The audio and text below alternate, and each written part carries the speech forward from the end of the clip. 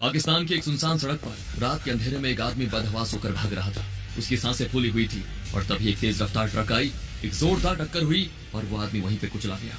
Steering wheel पे हाथ किसी कठोर क्रिमिनल के नहीं बल्कि एक नाजुक सी लड़की के थे और जिसे उसने मारा वो कोई दुश्मन सिपाही नहीं बल्कि उसी के ससुराल का वफादार नौकर था।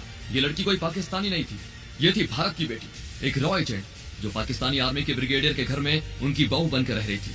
ये कहानी है सहमत खान की, एक ऐसी जासूस जिसने पाकिस्तानी फौज के परिवार में शादी कर भारत के लिए जासूसी की और आईएनएस विक्रांत को डूबने से भी बचाया।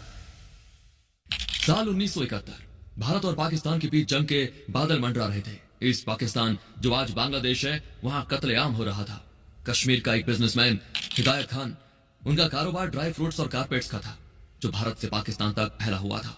पाकिस्तानी फौज के बड़े बड़े जनरल्स हिदायत खान को अपना दोस्त मानते थे। उनके लिए हिदायत एक बिजनेस टाइकून थे, लेकिन भारत की सरकार के लिए हिदायत खान एक एसेट था जो सालों से भारत को दुश्मनों की खबर दे रहा था। लेकिन किस्मत को कुछ और ही मंजूर था। जंग शुरू होने ही वाली थी कि हिदायत खान को एक ऐसी खबर मिली जिसने उन्हें तोड़ कर रख दिया। उन्हें टर्मिनल लंग कैंसर था। हिदायत जानते थे कि उनके पास वक्त कम है, लेकिन उन्हें अपनी मौत का डर नहीं था। उन्हें डर इस बात का था कि उनके जाने के बाद पाकिस्तान में उनका नेटवर्क जो उन्होंने सालों की मेहनत से बनाया था वो खत्म हो जाएगा, पर वो भी ऐसे वक्त जब भारत को उनकी सबसे ज्यादा जरूरत थी। एक दिन श्रीनगर के एक हॉस्पिटल के कमरे में हिदायत ने अपनी बेटी सहमत को बुलाया। हिदायत ने कमजोर आवाज में कहा, सहमत मेरी तरफ देखो। सहमत की आंखों में आंसू थे। उसने कहा, अब्बू आप ठीक हो जाएंगे, हम दिल्ली चलेंगे, वहां बड़े डॉक्टर्स हैं। हिदायत ने उसका हाथ पकड़ा और कहा कि नहीं बेटा, मेरे पास वक्त नहीं है, लेकिन मेरे मुल्क के पास भी वक्त नहीं है। मैं चाहता हूं कि तुम वो करो जो मैं अब नहीं कर सकता। सहमत हैरानी से उनको देखने लगी। आप ये क्या कह रहे हैं अब्बू? हिदायत ने अपनी सांसों को संभालते हुए कहा, मेरा नेटवर्क पाकिस्तान में वो बंद नहीं होना चाहिए। ब्रिगेडियर सईद मेरा दोस्त, वो अपने बेटे इकबाल के लिए तुम्हारा हाथ मांग रहा है। इकबाल पाकिस्तान आर्मी में कैप्टन है। अगर तुम उससे शादी कर लेती हो तो तुम सीधा दुश्मन के घर में होगी।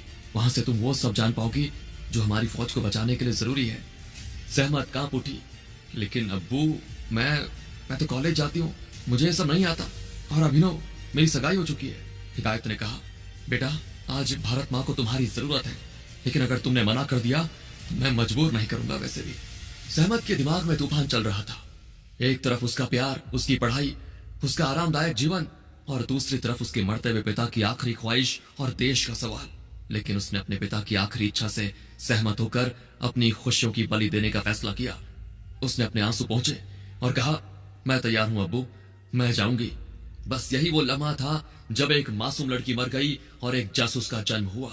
इसके बाद सहमत को तुरंत रॉ के हवाले कर दिया गया। आमतौर पर एक इंटेलिजेंस ऑफिसर को ट्रेन करने में सालों लग जाते हैं, लेकिन सहमत के पास सालों का वक्त नहीं था। जंग सर पे थी, उसके पास सिर्फ कुछ हफ्ते थे। रॉ के ऑफिसर्स ने उसको एक सीक्रेट लोकेशन पर ले जाकर ट्रेनिंग शुरू की। ये ट्रेनिंग शारीरिक से ज्यादा मानसिक थी। उसे मॉर्स कोड सिखाया गया और फिर वो दिन आ गया।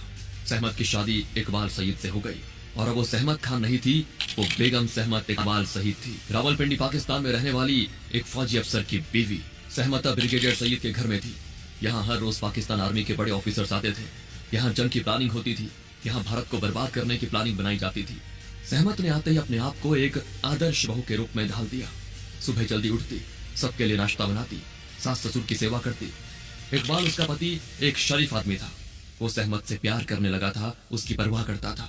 सहमत ने अपने कमरे में हाई फ्रीक्वेंसी रेडियो ट्रांसमीटर छुपा के रखा हुआ था, लेकिन सिर्फ रेडियो होना काफी नहीं था। रेडियो वेव्स को ट्रेवल करने के लिए एंटीना चाहिए होता है।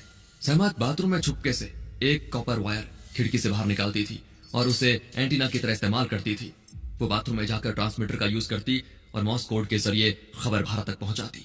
मॉर्स कोड में हर लेटर के लिए एक साउंड होती थी, छोटी बीप और लंबी बीप। सहमत एक टैपिंग की का इस्तेमाल करती थी। सहमत की पहुंच सिर्फ ब्रिगेडियर सईद तक सीमित नहीं थी।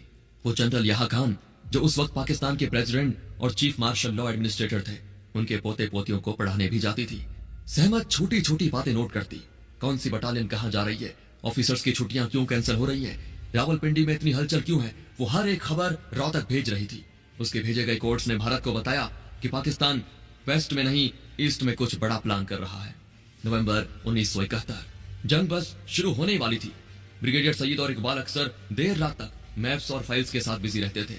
एक रात सहमत ने मौका पाकर ब्रिगेडियर के स्टडी रूम में कदम रखा वहां टेबल पर कुछ टॉप सीक्रेट फाइल्स पड़ी थी। उसने जल्दी जल्दी फाइल खोली। उसमें जो लिखा था ना, उसे पढ़कर सहमत के पैरों तले जमीन खिसक गई। फाइल में पाकिस्तान नेवी के सबमरीन गाजी का जिक्र था और उसके निशाने पर था INS विक्रांत। प्लान बिल्कुल साफ था। गाजी को कराची से निकालकर खामोशी से बे ऑफ बंगाल में भेजा जा रहा था। उसका मकसद था विशाखापट्टनम पोर्ट के बाहर माइंस बिछाना और विक्रांत का इंतजार करना। जैसे विक्रांत पोर्ट से बाहर निकलेगा वो तबाह हो जाएगा। अगर विक्रांत डूब जाता तो ईस्ट पाकिस्तान को घेरने का भारत का प्लान फेल हो जाता। सहमत जानती थी कि यह खबर तुरंत भारत पहुंचनी चाहिए। उसने वो कोऑर्डिनेट्स, वो डेट्स और गाजी का पूरा रूट याद कर लिया और ट्रांसमीटर से मैसेज भारत भेजा। उधर भारत में रॉ और इंडियन नेवी के ऑफिसर्स के होश उड़ गए ये सुनकर। उन्हें शक तो था कि पाकिस्तान कुछ करेगा, लेकिन इतनी स्पेसिफिक जानकारी मिलना किसी चमत्कार से कम नहीं था। सहमत की इंफॉर्मेशन की वजह से इंडियन नेवी ने एक मास्टर स्ट्रोक खेला। एक बहुत बड़ा डिकॉय प्लान किया गया। नेवी ने INS विक्रांत को विशाखापट्टनम से हटाकर अंडमान एंड निकोबार आइलैंड्स में छुपा दिया, जो गाजी की रेंज से दूर था। लेकिन पाकिस्तान को यह लगना चाहिए था कि विक्रांत अभी भी विशाखापट्टनम में है। इसीलिए नेवी ने विशाखापट्टनम पोर्ट से ढेर सारे रेडियो सिग्नल्स भेजने शुरू किए, जैसे कि विक्रांत वहीं हो। यहाँ तक कि वहां के लोकल मार्केट्स में हजारों अंडे और मीट का ऑर्डर दिया गया, ताकि वहां के पाकिस्तानी जासूसों को लगे कि इतने बड़े क्रू के लिए खाना जा रहा है, मतलब जहाज वहीं है। गाजी इस जाल में फंस गई। वो विशाखापट्टनम पहुंची, शिकार का इंतजार करती रही, लेकिन शिकार वहां था ही नहीं। 3 दिसंबर 1971 रात के करीब 12 बज रहे थे। ऊपर सतह पर INS राजपूत, एक पुराना डिस्ट्रॉयर जहाज, हार्बर से बाहर निकल रहा था। इसके कैप्टन थे lieutenant commander Inder Singh. Captain Inder Singh को पानी में कुछ हलचल महसूस हुई। सोनार पर एक भारी ऑब्जेक्ट डिटेक्ट हुआ। कैप्टन ने तुरंत ऑर्डर दिया, drop depth charges. Depth charges वो बॉम्ब होते हैं जो पानी में गिरने के बाद एक फिक्स्ड डेप्थ पे जाकर फट जाते हैं। INS राजपूत ने 2 डेप्थ चार्जेस फेंके और तेजी से आगे बढ़ गया। कुछ ही सेकंड्स के बाद एक भयंकर धमाका हुआ। पानी की एक ऊंची दीवार खड़ी हो गई, लेकिन ये धमाका डेप्थ चार्ज का नहीं था, ये उससे कई ज्यादा बड़ा था। डेप्थ चार्जेस गाजी के करीब फटे और इस शॉकवेव से गाजी के अंदर रखे हुए टॉर्पीडोज और माइंस ट्रिगर हो गए और एक बहुत बड़ा इंटरनल एक्सपोजर हुआ। गाजी का खेल खत्म हो चुका था। उसके 93 क्रू मेंबर्स में कोई नहीं बचा। पाकिस्तान तो आज तक मानने को तैयार नहीं है कि उनकी सबमरीन को किसी ने मारा। उनका कहना है कि गाजी अपने ही बिछाए हुए माइंस के जाल में फंस गई। गाजी के डूबते ही बे ऑफ बंगाल पर भारत का राज हो गया। INS विक्रांत, जो अभी तक छुपा हुआ था, वो बाहर निकला और उसने ईस्ट पाकिस्तान को चारों तरफ से घेर लिया। अगर सहमत ने वक्त रहते खबर नहीं दी होती तो उस रात शायद विक्रांत पर हमला होता और 1971 की जंग का अंजाम कुछ और होता। ब्रिगेडियर सईद के घर में एक पुराना नौकर था, अब्दुल। वो सालों से सईद परिवार की सेवा कर रहा था। वो वफादार था और उसकी नजरें बाज की तरह तेज थी। उसे सहमत पे शक होने लगा था। उसने नोटिस किया, सहमत अक्सर अकेले में कुछ करती है, कमरा बंद रखती है। एक शाम जब घर में कोई नहीं था, सहमत अपने कमरे में नहीं थी। अब्दुल ने बाथरूम का दरवाजा खोला और वहां टाइल्स के पीछे छुपा हुआ वो तारों का जाल और वो ट्रांसमीटर देख लिया। अब्दुल समझ गया, ये बहू बेगम नहीं, ये तो हिंदुस्तान की जासूस है। वो तेजी से घर से बाहर निकला और ब्रिगेडियर के ऑफिस की तरफ पैदल ही भाग पड़ा। ऊपर खिड़की से सहमत ने अब्दुल को भागते हुए देख लिया था। सहमत को याद आया कि उसने ट्रांसमीटर बाथरूम में ही छोड़ दिया था। उसे तुरंत समझ आ गया कि अब्दुल को सब पता चल चुका है। सहमत ने पोर्च में खड़ी फौजी ट्रक देखी। बिना वक्त गवाए वो उसमें बैठ गई, इंजन स्टार्ट किया और सीधा अब्दुल की तरफ दौड़ा दी, जो रोड पर भाग रहा था। सहमत ने उसे ट्रक से कुचल दिया। अब्दुल मर चुका था। सहमत वापस अपने कमरे में गई। बाथरूम में शावर के नीचे घंटों बैठी रही। जासूसी की दुनिया में इसे कोलेटरल डैमेज कहते हैं, लेकिन सहमत के लिए ये मर्डर था। लेकिन मुसीबत अभी खत्म नहीं हुई थी। इकबाल का बड़ा भाई मेजर महबूब, जो मिलिट्री इंटेलिजेंस में था, उसे अब्दुल की मौत पे शक हो गया। अब्दुल की मौत को सभी ने एक्सीडेंट मान लिया था, लेकिन मेजर महबूब नहीं माना। वो इन्वेस्टिगेट करने लगा, कड़ियां जोड़ने लगा। धीरे धीरे वो सच के करीब पहुंच रहा था। सहमत को एहसास हो गया था कि महबूब सब जान जाएगा। अब सहमत के पास कोई चारा नहीं बचा था। एक दोपहर जब महबूब अकेला था, वो चाय पी रहा था। सहमत ने अपना आखिरी दांव खेला। उसने महबूब की चाय में एक खतरनाक जहर राइसिन मिला दिया। ये ऐसा जहर था जो हार्ट अटैक जैसा असर करता है, ताकि किसी को कोई शक न हो। महबूब ने जैसे ही वो पिया, उसका दम घुटने लगा। वो अपने गले को पकड़कर तड़पने लगा और सहमत वहीं खड़ी थी। महबूब की आंखें सहमत को देख रही थी, हैरानी और धोखे के साथ। महबूब भी मर चुका था। डॉक्टर्स ने इसको हार्ट अटैक बताया। दिसंबर का महीना खत्म हो रहा था, जंग अपने आखिरी दौर में थी और सहमत प्रेग्नेंट थी। वो इकबाल के बच्चे की मां बनने वाली थी। ये खबर किसी भी औरत के लिए खुशी की बात होती, लेकिन सहमत के लिए ये एक नई उलझन थी। वो दुश्मन के बच्चे को अपनी कोख में पाल रही थी। रॉ को खबर मिल गई कि सहमत का कवर अब किसी भी वक्त ब्लो हो सकता है। महबूब की मौत के बाद शक की सुई घूम रही थी। उसे वहां से निकालना जरूरी था। सहमत का एक्सट्रैक्शन प्लान बनाया गया। एक सुबह सहमत ने हमेशा के लिए सईद परिवार का घर छोड़ दिया। बाजार जाने के नाम पर वो घर से बाहर निकली। बाहर रॉ के एजेंट्स उसका इंतजार कर रहे थे। वो इकबाल को बिना बताए, बिना अलविदा कहे निकल गई और जैसे उसके पैरों ने हिंदुस्तान की मिट्टी को छुआना, उसने घुटने टेके और जमीन को चूमा। उस वक्त उसके चेहरे पे आंसू थे, लेकिन आंसू में एक गर्व था। उसने अपना वादा निभाया। उसने अपने पिता की आखिरी ख्वाहिश पूरी की थी। पाकिस्तान से जाते जाते वो अपने पीछे एक ऐसा शक छोड़ गई थी जिसने सईद परिवार की बुनियाद हिला दी।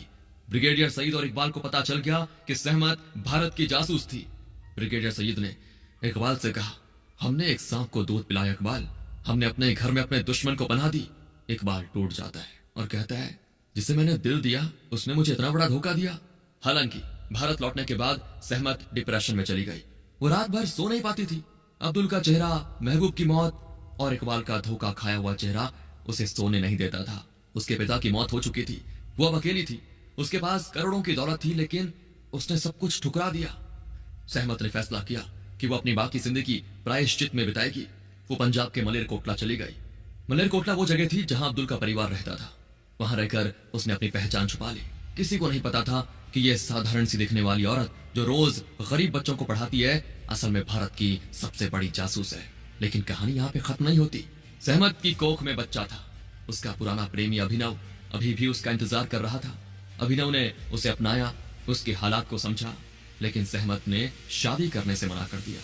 सहमत ने बच्चे को जन्म दिया और उस बच्चे का नाम रखा गया समर खान। बड़ा होकर समर खान ने इंडियन आर्मी ज्वाइन की। समर ने सालों तक इंडियन आर्मी में सेवा दी और बाद में प्रीमेच्योर रिटायरमेंट लेकर अपनी मां के पास मलेरकोटला आ गया। इस कहानी का पता दुनिया को शायद कभी नहीं चलता अगर 1999 की कारगिल जंग के दौरान हरिंदर सिक्का की मुलाकात समर से ना होती। सिक्का उस वक्त इंटेलिजेंस फेलियर से गुस्से में थे और किसी को गद्दार कह रहे थे। तब समर ने उन्हें रोका और कहा, हर कोई गद्दार नहीं होता साहब, मेरी मां नहीं थी। वहां से कॉलिंग सहमत बुक की नींव पड़ी। हरिंदर सिक्का ने 8 साल लगाए सहमत को ढूंढने में और ये बुक लिखी। जब वो सहमत से मिले तो उन्होंने देखा कि वो अभी भी अंधेरे में रहना पसंद करती है। उन्होंने सिक्का से कहा, मेरा नाम मत लिखना, मेरी पहचान मत बताना, मैं नहीं चाहती कि मेरी वजह से मेरे परिवार पे कोई खतरा है। सहमत खान का असल नाम सहमत नहीं कुछ और था। अप्रैल 2018 में सहमत खान इस दुनिया को छोड़कर चली गई। उन्होंने कभी कोई इंटरव्यू नहीं दिया, कभी कोई अवार्ड नहीं लिया, कभी कैमरे के सामने आकर ये नहीं कहा कि देखो मैंने आईएनएस विक्रांत को बचाया था। वो आई, उसने अपना फर्ज निभाया और अंधेरे में वापस लौट गई। दोस्तों, अगर आपको वीडियो पसंद आई हो लाइक जरूर करें। इस तरह के इंटरेस्टिंग वीडियोस देखना चाहते हैं तो चैनल को सब्सक्राइब करना ना भूलें। मिलते हैं अगली वीडियो में, तब तक के लिए जय हिंद, जय भारत।